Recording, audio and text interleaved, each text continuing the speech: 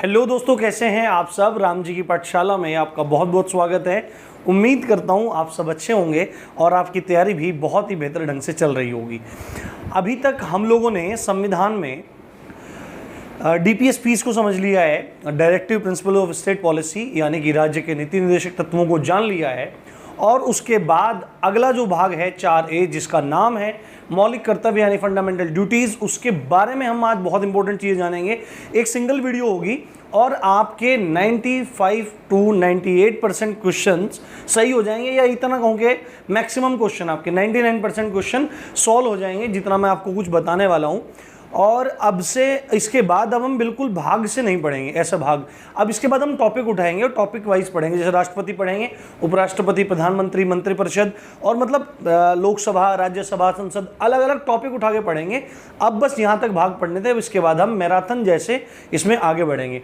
तो लाइक करना मत भूला करो यार, और सब्सक्राइब करो अगर पहली बार चैनल पे आए हो, और शेयर भी कर दिया करो। तो इसी अच्छी बात के साथ आप एक बार इसका स्क्रीनशॉट ले लो। मैंने खाली इधर इधर लिखा है जो आपके मौलिक कर्तव्य हैं, जो फंडामेंटल ड्यूटीज़ हैं, जिनकी संख्या 11 है वर्तमान में। उन्हें अगर मैं यहाँ पे लिखता तो मेरे पास स्पेस की बहुत ज़्यादा कमी हो जाती, तो मैं आपको यहाँ पे एक फोटो के जरिए दिखाऊंगा और समझाऊंगा।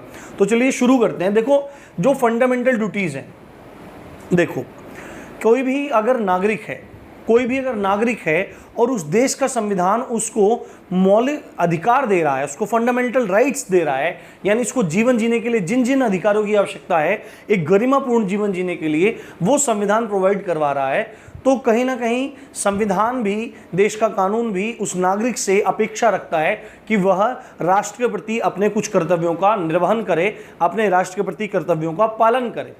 तो जिस प्रकार वहां पे दिए हुए हैं मौलिक अधिकार, उसी तरह अपेक्षा यहां भी की गई है। भाग 4A में, भाग 3 में मौलिक अधिकार दिए गए हैं और भाग 4A में मौलिक कर्तव्य दिए गए हैं। आइए इनके बारे में समझना शुरू करते हैं। जो मौलिक कर्तव्य हैं, ये कौन से मौलिक कर्तव्य यानी फंडामेंटल ड्यूटीज, मौलिक कर्तव्य कौन से भाग में है, तो आपको याद रखना है। ये एक एक क्वेश्चन है, ये डायरेक्टली आपसे पूछे जा सकते हैं, ठीक है। कौन से भाग में है तो आपको बोलना पड़ेगा 4A में। भाग 4A में मौलिक कर्तव्य हैं, यानी 4 क कह सकते हैं आप इसको, 4 क में या 4A में ये हैं। और इससे जुड़ा हुआ अनुच्छेद, इन मौलिक कर्तव्य से जुड़ा हुआ अनुच्छेद है अनुच्छेद 51A। ये आपको ध्यान रखना है, ये दोनों ही इंपॉर्टेंट क्वेश्चन है। आपसे पूछ लेता है कि मौलिक कर्तव्य है या फंडामेंटल ड्यूटीज जो हैं वो कौन से भाग में है, तो बोल देंगे 4A में है। और कौन से अनुच्छेद में है, तो 51A में है। एसएससी ने तो बहुत बार पूछा है, रेलवे ने भी बहुत बार पूछा है, और आपकी परीक्षा भी, चाहे पुलिस की परीक्षा हो, कोई भी परीक्षा हो, आपके पास इसके बहुत ज़्यादा पूछे जाने के चांसेस बन सकते हैं। अब एक चीज़ आपने नोटिस की होगी, यहाँ पे भाग 4A लिखा है, 51A लिखा है, तो जहां पर भी सामान्यतः इस तरह की एडिशन होता है, A लिखा रहता है, B लिखा रहता है, वो मूल संविधान में पहले से नहीं होते हैं। वो चीज मूल संविधान में पहले से नहीं होती है, उसके बाद मतलब कुछ समय बाद उनको जोड़ा जाता है। तो मौलिक अधिकार जो थे, मौलिक अधिकार तो संविधान में पहले से थे, पहले 7 थे, उसके बाद 42, उसके बाद उसको घटा दिया गया, 42 तो वैसे निकल गया, उनमें से एक निकाल दिया गया। 44वें संविधान संशोधन से संपत्ति के अधिकार को हटा दिया गया, ये बात आपको पता होगी, और वर्तमान में 6 हैं। तो आपसे पूछ सकता है कि मौलिक कर्तव्य क्या मूल संविधान में थे, तो आपको बोलना पड़ेगा, देखो FD लिख रहा हूं मैं यहाँ पे, फंडामेंटल ड्यूटीज के मौलिक जो कर्तव्य हैं ये मूल संविधान में नहीं थे, ये मूल संविधान में नहीं थे, इनको बाद में जोड़ा गया, और उसका प्रमाण हमको यहां पे भी दिखाई दे रहा है, ठीक है। तो कब जोड़ा गया इनको जोड़ा गया 42वें संविधान संशोधन 1976 के माध्यम से। इसको हम पहले ही पढ़ के आए हैं, बहुत इंपॉर्टेंट ये संविधान संशोधन है। इसके द्वारा क्या क्या जोड़ा गया था, प्रस्तावना में भी संशोधन किया गया था, पंथ निरपेक्ष शब्द जोड़ा था, समाजवाद शब्द जोड़ा था, और राष्ट्र की एकता और अखंडता ये शब्द जोड़ा गया था। ये बहुत इंपॉर्टेंट है। 42वें संविधान संशोधन को मिनी कॉन्स्टिट्यूशन भी कहते हैं।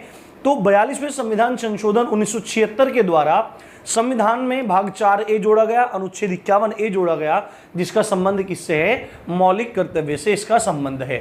तो अभी मैंने स्रोत में आपको ये चीज पहले से पढ़ा रखी है, बट फिर यहाँ पे भी रिपीट कर देता हूं मैं। जो अच्छी अच्छी चीजें हैं वो हमारे मनीषियों ने, हमारे विधिक जानकारों ने, कानून के जानकारों ने उसको बाहर से उठाया और रखा है। मतलब विदेशी स्रोतों से, विदेशी संविधानों से उठा के रखा है। तो जो मौलिक कर्तव्य है इनका स्रोत है पूर्व सोवियत संघ का संविधान। यानी कि आपसे पूछा जाएगा कि ये कहां से लिए गए हैं, तो आपको बोलना पड़ेगा पूर्व सोवियत संघ से लिए गए हैं, जिसको इंग्लिश में बोलते हैं यूएसएसआर। ठीक है, जिस तरह से आज के टाइम में यूनाइटेड नेशंस है, उसके साथ में 193 देश जुड़े हुए हैं विश्व के, उसी प्रकार 1991 तक रूस की पैठ वाला एक संगठन था जिसको सोवियत संघ बोला जाता था। तो उसका एक संविधान था, उस संविधान से हमने क्या लिया है, हमने मौलिक कर्तव्यों को लिया है। देखो आपके पास ऑप्शन आ सकता है पूर्व सोवियत संघ या यूएसएसआर, दोनों एक साथ दे सकता है, या इसकी जगह आपको रूस भी दे सकता है कि भाई रूस से लिया गया है। तो आप मतलब ध्यान से लगा देना, कई बार परीक्षाओं में हो जाता है। अब देखो ज़्यादातर कोई भी अगर रिफॉर्म्स होते हैं, कोई भी अमेंडमेंट्स होते हैं, तो उससे पहले जांच की जाती है कि इनको जोड़ा जाए न जोड़ा जाए, क्या किया जाए न किया जाए। तो कुछ आयोग बनाए जाते हैं, कुछ समितियां बनाई जाती हैं। तो मौलिक कर्तव्यों से जुड़ा हुआ द मोस्ट इंपॉर्टेंट क्वेश्चन, बहुत बार पूछा गया है कि मौलिक कर्तव्य से रिलेटेड समिति कौन सी है, तो आपको बोलना पड़ेगा सरदार स्वर्ण सिंह समिति। सरदार स्वर्ण सिंह समिति का सीधा कनेक्शन मौलिक कर्तव्यों से है, और भारतीय संविधान में मौलिक कर्तव्यों को जोड़ने की अनुशंसा, रिकमेंडेशंस किसने की थी, सिफारिशें किसने की थी, सरदार स्वर्ण सिंह समिति ने की थी। ये पूछेगा कि किसकी सिफारिशों पर मौलिक कर्तव्यों को संविधान में जोड़ा गया, आप बोल देंगे कि सरदार स्वर्ण सिंह समिति की अनुशंसाओं पर, सिफारिशों पर, रिकमेंडेशंस पर इसको जोड़ा गया। अब सरदार स्वर्ण सिंह समिति ने क्या कहा था कि आप 8 फंडामेंटल ड्यूटीज को लागू करिए। उन्होंने बोला था कि 8 मौलिक कर्तव्यों को आप इसमें रखिए, बट तत्कालीन जो सरकार थी उसने इनकी संख्या जो थी वो 8 ना रख के कितने की, 10 की। जब इनको ऐड किया गया भारतीय संविधान में, जब इनको ऐड किया गया, तो सरदार स्वर्ण सिंह समिति ने क्या कहा था कि 8 फंडामेंटल राइट्स रखो, फंडामेंटल ड्यूटीज रखो। बट सरकार ने क्या काम किया कि 8 नहीं रखेंगे, 10 रखेंगे। और जो सिफारिशें की थी समिति ने, उनमें से 3 सिफारिशों को रिजेक्ट कर दिया। सरकार ने सरदार स्वर्ण सिंह समिति की 3 सिफारिशों को रिजेक्ट कर दिया। उसमें कौन कौन सी थी? सरदार स्वर्ण सिंह समिति ने यह कहा था कि यदि कोई व्यक्ति मौलिक कर्तव्यों का उल्लंघन करता है, तो संसद उस व्यक्ति के लिए दंड का प्रावधान करे। यानी संसद उस व्यक्ति के लिए दंड का प्रावधान करे। यानी कि अगर कोई व्यक्ति अपने मौलिक कर्तव्यों की उल्लंघन करता है, उनको पालन नहीं करता या मना कर देता है, तो संसद उसके लिए कानून बनाए और दंड का प्रावधान करे। ये एक सिफारिश रखी थी। दूसरी बात बोली कि संसद जब दंड का प्रावधान करेगी तो न्यायपालिका उसमें हस्तक्षेप नहीं करेगी और उसको असंवैधानिक और अवैध करार नहीं देगी।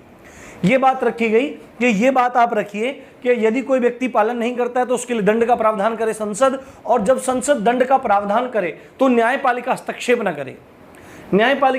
न करे और उसको असंवैधानिक या अवैध न बोले। किस आधार पर?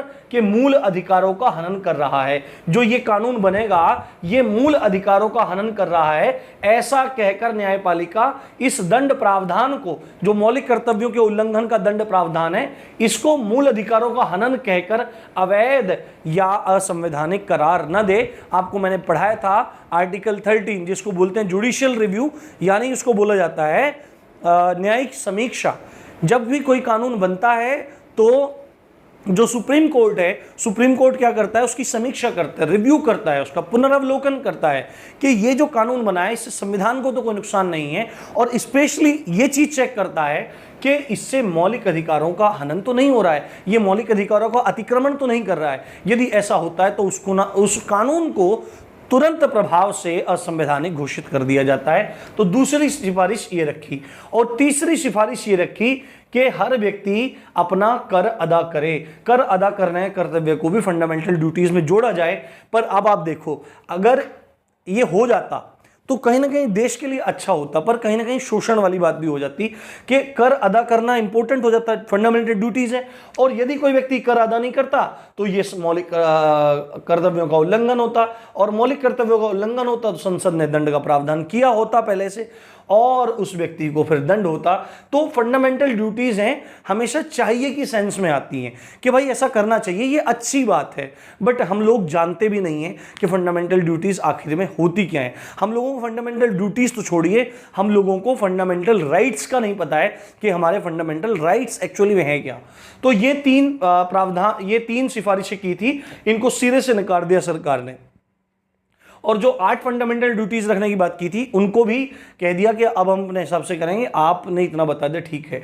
तो जब ये बन के आई थी, जब फंडामेंटल ड्यूटीज को संविधान में ऐड किया गया, तो इनकी संख्या थी 10, परंतु आपसे पूछा जाएगा कि वर्तमान में कितनी है, तो बोल देना होगा कि सर वर्तमान में मौलिक कर्तव्यों की संख्या 11 है।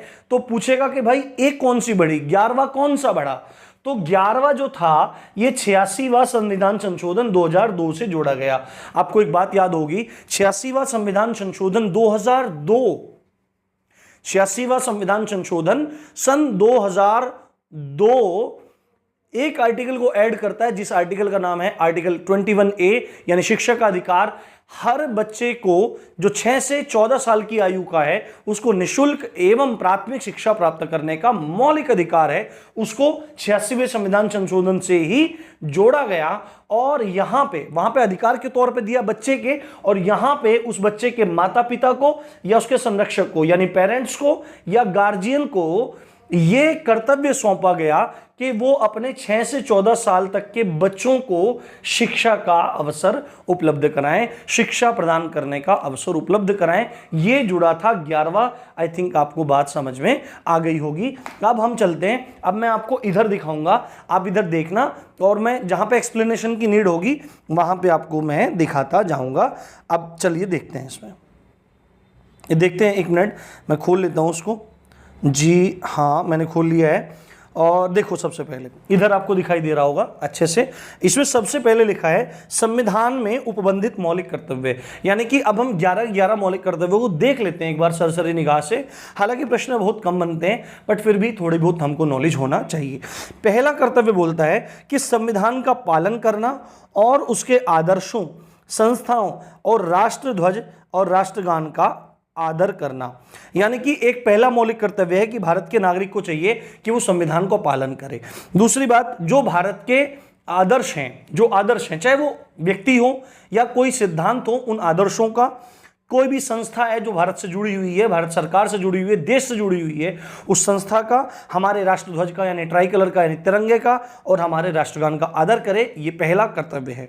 दूसरी बात है, स्वतंत्रता के लिए हमारी राष्ट्रीय संघर्ष को प्रेरित करने वाले महान आदर्शों का पालन करना। अब आपको पता है, हमको आज़ादी बड़ी मशक्कत से मिली है। 1947 में हम लोग आज़ाद हुए थे, पर उस आज़ादी से पहले बहुत सारे आंदोलन, बहुत सारे मूवमेंट्स हम लोगों ने देखे, और उन मूवमेंट्स को शुरू करने के पीछे कोई ना कोई सिद्धांत थे, कोई ना कोई आधार थे, कोई ना कोई उच्च आदर्श थे। तो उन आदर्शों का तथा उन क्रांतिकारियों का हमको सम्मान करना चाहिए, हमको उन आदर्शों का पालन करना चाहिए। ये कह रहा है दूसरा मौलिक कर्तव्य। तीसरा मौलिक कर्तव्य कह रहा है भारत की संप्रभुता, एकता और अखंडता को बनाए रखना। भारत की संप्रभुता, संप्रभुता मैंने आपको बताया था, संप्रभुता का मतलब है कि कोई भी देश अगर संप्रभु होता है, सॉवरन होता है, कोई भी अगर कंट्री, तो वो अपने आप में सर्वे सर्वा होता है, उसके ऊपर कोई नहीं होता। उस देश का संविधान सबसे ऊपर होता है, वो देश संविधान के हिसाब से चलता है, और वह चाहे जो भी कानून लाए वो अपने हिसाब से लाता है, वो दूसरों पर किसी पर डिपेंड नहीं होता है। इसको बोलते हैं संप्रभुता। और एकता अखंडता आप समझते हैं, जितना पूरे देश का क्षेत्र है उसमें एकता बनी रहे, अखंडता बनी रहे। जैसे कि कई सारे देश विरोधी गतिविधि करने वाले लोग, जो बंगाल को और असम को जोड़ता है, उसको चिकन नेक बोलते हैं। मैं दिखाऊंगा आगे आपको। तो चिकन नेक को काटने का प्रयास करते हैं। तो वो क्या करते हैं, वो राष्ट्र की एकता और अखंडता को तोड़ने का प्रयास करते हैं। राष्ट्र की एकता और अखंडता केवल भूभाग तक सीमित नहीं है, इसके अंदर रहने वाली प्रत्येक कम्युनिटी भारत की नागरिक है, और उनके बीच में भाईचारा, सद्भाव तथा एकता बनी रहे, ऐसा प्रयास हर नागरिक को करना चाहिए। और ये बात इसमें लिखी है, और उसकी रक्षा करना। चौथी बात है देश की रक्षा करना। यदि देश पर कोई गंभीर संकट आ पड़े तो देश की रक्षा करना भी प्रत्येक नागरिक का कर्तव्य है, और आवाहन किए जाने पर राष्ट्र की सेवा करना भी कर्तव्य है।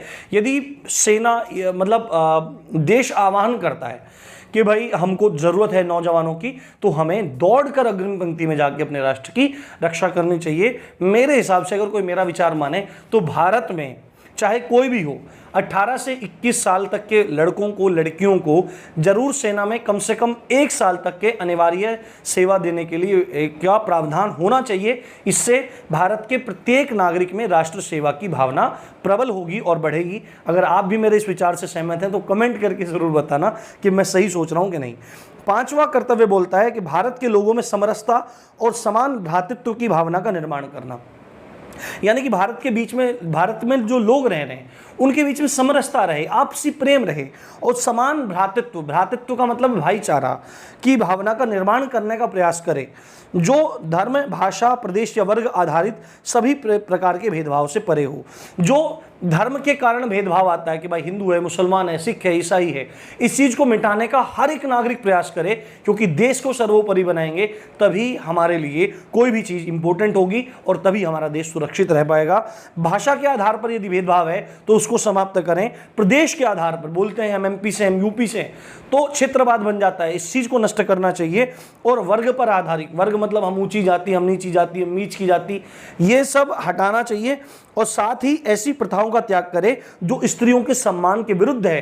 ये देखो कितनी सुंदर बात लिखी हुई है। यदि भारत देश की किसी भी कम्युनिटी में जहां पर स्त्री का सम्मान नहीं होता है और उससे संबंधित कोई कुप्रथाएं चल रही हैं, तो उनका बिल्कुल सिरे से नकारना चाहिए। ये बात 5वां मौलिक कर्तव्य कह रहा है। और इसका प्रमाण हम लोगों ने देखा भी है जब इंडिया में ट्रिपल तलाक बैन हुआ।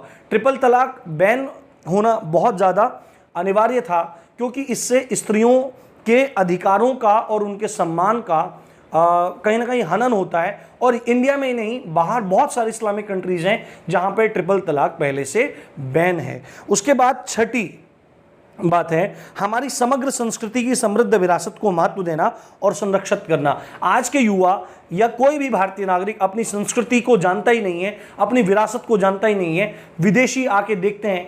एक चैनल है दूसरा मैंने बनाया हुआ है, उस पर अभी मैंने काम करना शुरू नहीं किया है, एंशिएंट मोटिवेशन है, उसका जल्दी ही मैं आपको लिंक प्रोवाइड करवाऊंगा। उस पर मैं आपको भारत की संस्कृति और विरासत को समझाऊंगा, तो उसको सब्सक्राइब करना मत भूलें। उसका लिंक अगर संभव होगा तो मैं डिस्क्रिप्शन में दे दूंगा। ये बात यहाँ पे कही गई है। अब 7वें की तरफ बढ़ते हैं। 7वें में क्या लिखा है, यहाँ पे मैं चेंज कर रहा हूं। वनों, झीलों, नदियों और वन्य जीवन सहित प्राकृतिक पर्यावरण की रक्षा एवं सुधार करना और प्राणी मात्र के प्रति दया भाव रखना। यानी कि हम वनों की रक्षा करें। अब हम क्या कर रहे हैं, हमको बड़े बड़े चीज़ें चाहिए, बंगले चाहिए, गाड़ी चाहिए, जानवरों की खाल के हमको कपड़े पहनने, जूते पहनने, तो वनों की रक्षा नहीं होगी तो जीवों की रक्षा कैसे होगी। झीलों की रक्षा नहीं कर रहे हैं, हम गंदगी फैला रहे हैं। नदियों की रक्षा नहीं कर रहे हैं, ना हम वन्य जीवन की रक्षा कर रहे हैं और ना ही हम प्राकृतिक पर्यावरण की रक्षा कर रहे हैं। बट भारतीय संविधान में मौलिक कर्तव्य इस बात को कह रहे हैं कि रक्षा करनी चाहिए और सुधार करने का प्रयास करना चाहिए। तथा जो भारतीय संस्कृति पहले से रही है कि प्राणी मात्र के प्रति दया का भाव रखना चाहिए, तो हमारे अंदर इस चीज को विकसित करना चाहिए कि प्राणी मात्र के प्रति, प्राणी मात्र का मतलब क्या है, खाली मनुष्यों के प्रति नहीं, जीव जंतु, कीट पतंग, पक्षी, विहंग, जो भी कुछ इस धरती पर है उनके प्रति हमको दया का भाव रखना चाहिए। चिड़िया हो तो जल रखना चाहिए, दाना डालना चाहिए, कुत्ता आ जाए तो रोटी डालना चाहिए, गैया आ जाए तो रोटी देव, चारा देव, इस प्रकार का सबके प्रति सुंदर भाव रखना चाहिए। ये 7वां कह रहा है। उसके बाद 8वां मानवतावाद, वैज्ञानिक दृष्टिकोण एवं ज्ञानार्जन एवं सुधार की भावना का विकास करना चाहिए। हमारे देश के प्रत्येक नागरिक को मानवतावाद यानी इंसानियत के मूल्यों को सुधारना चाहिए, अपने अंदर इंसानियत को जगाना चाहिए और कभी भी अंधविश्वास में ना पड़कर जीवन के वैज्ञानिक दृष्टिकोण को महत्ता देनी चाहिए। जैसे पहले लोग वैज्ञानिक तरीकों का इस्तेमाल करके लोगों को जादू के नाम पे बेवकूफ़ बनाते थे। मैं भी आपको एक चीज़ दिखाऊंगा, जब मुझे मौका मिलेगा आपको दिखाऊंगा लोग पहले कैसे मूर्ख बनाते थे। तो वैज्ञानिक दृष्टिकोणों को हमको समझना चाहिए और ज्ञानार्जन एवं सुधार की भावना का विकास करना चाहिए। भारत के प्रत्येक नागरिक को अपने भीतर ज्ञानार्जन की भावना का विकास करना चाहिए और सुधार की भावना का विकास करना चाहिए। उसके बाद है 9, सार्वजनिक संपत्ति की सुरक्षा करना एवं हिंसा से दूर रहना। यह प्रत्येक नागरिक का मौलिक कर्तव्य है कि वह सार्वजनिक संपत्ति की रक्षा करे, क्योंकि वह सार्वजनिक संपत्ति हमारी संपत्ति है, उसकी रक्षा करनी चाहिए। परंतु भारत में दंगे होते हैं और लाखों करोड़ों का गाड़ी, सार्वजनिक सम्मान और सब फूंक दिया जाता है, और केवल अपने राजनीतिक स्वार्थ के लिए या अपनी किसी हीन भावना के कारण। और दूसरी बात है, हिंसा से दूर रहना चाहिए। उसके बाद 10वां कह रहा है, व्यक्तिगत और सामूहिक गतिविधि के सभी क्षेत्रों में उत्कृष्टता के लिए प्रयास करना। व्यक्तिगत और सामूहिक, व्यक्तिगत मतलब अपना पर्सनल हो या सामूहिक, कम्युनिटी से जुड़ा हुआ हो, देश से जुड़ा हो, ऐसी कोई गतिविधि के क्षेत्र हैं तो उसमें उत्कृष्टता के लिए प्रयास करना। यानी कि सीधे सीधे बात कही गई है, चाहे प्राइवेट सेक्टर हो चाहे गवर्नमेंट सेक्टर हो, उसमें उन्नति प्राप्त करने के लिए, बेस्ट बनाने के लिए प्रयास करना चाहिए हर एक नागरिक को, ताकि राष्ट्र लगातार उच्च स्तर की उपलब्धि हासिल कर सके।